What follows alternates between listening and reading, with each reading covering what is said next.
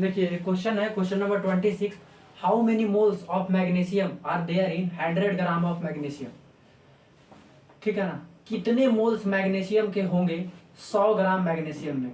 100 ग्राम magnesium में कितने magnesium के मोल्स रहे हैं। How many moles of magnesium are there in 100 gram of magnesium. तो 100 ग्राम मैग्नीशियम में कितने मोल्स रहे होंगे मैग्नीशियम के, ये पूछ रहा है। तो देखिए, अगर हम यहाँ निकाले gram atomic mass, gram atomic mass of magnesium, magnesium का ग्राम एटॉमिक मास निकाले तो मैग्नीशियम तो एक एटम है। तो देखिए मैग्नीशियम का एटॉमिक मास कितना होता है, एटॉमिक मास मैग्नीशियम का होता है 24 AMU। लेकिन जब AMU को हम हटा देते हैं और इसके जगह पर ग्राम लिख देते हैं तो ये कहलाता है ग्राम एटॉमिक मास। तो मैग्नीशियम का ग्राम एटॉमिक मास कितना आ गया 24 ग्राम। AMU को हटाकर ग्राम में जब आप लिख देते हैं एटॉमिक मास को तो वो कहलाता है ग्राम एटॉमिक मास। तो मैग्नीशियम का ग्राम एटॉमिक मास कितना होगा 24 ग्राम। और ये 24 AMU तो एक मैग्नीशियम एटम को रिप्रेजेंट करता है, लेकिन ग्राम एटॉमिक मास तो एक मोल एटम को रिप्रेजेंट कर रहा होता है, एक मोल एटम को रिप्रेजेंट कर रहा होता है। तो ये तो ग्राम एटॉमिक मास है। तो 24 ग्राम एक मैग्नीशियम का एटम का मास नहीं होगा।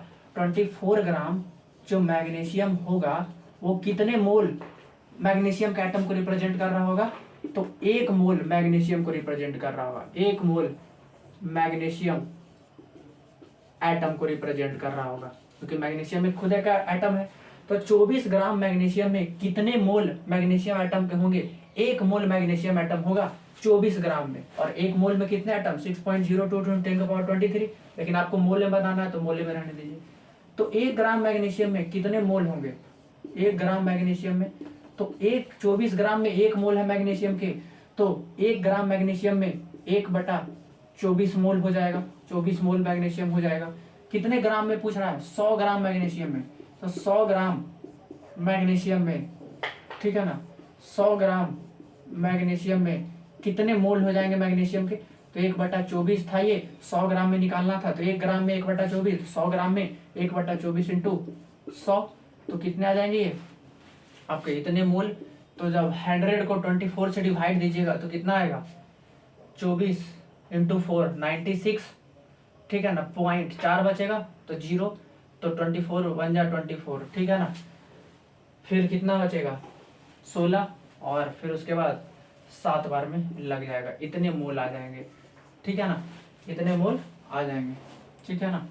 24 × 7 7 को 28, 16, ठीक है। हालांकि देखिए इतने के लगभग आ जाएंगे आपके, ठीक है। जैसे कि 100 है ना, तो 100 को आप डिवाइड दे रहे हैं 24 से, ठीक है, तो कितना आएगा आपका, और काट लेते हैं और छोटा बना लेते हैं तब डिवाइड, ये तो डिवाइड है आप तो कर ही लीजिएगा। तो कितना 4 से काटेंगे तो 6 बार में, ये 4 से कटेगा कितने बार में 25 बार में, तो कितना आ गया 25/6 मोल। तो 25/6 को डिवाइड देंगे तो कितना आएगा 6 × 24, पॉइंट 1 बचेगा, 0 उतरेगा 1 पे, तो 6 × 6, ठीक है ना, 4 बचेगा हाथ में, तो 4 और 0 तो 6 × 36, इतने मोल आ जाएंगे, इतने मोल आ जाएंगे, ठीक है ना।